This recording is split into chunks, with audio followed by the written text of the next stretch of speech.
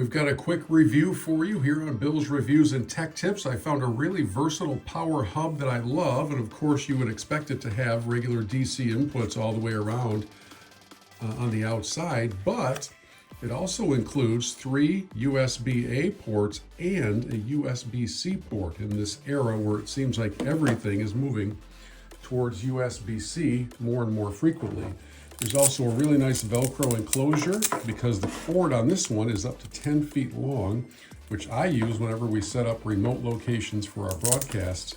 And I have really come to appreciate the versatility of this whole unit. So we just plug it in, put whatever devices we need in here. It's also surge protected.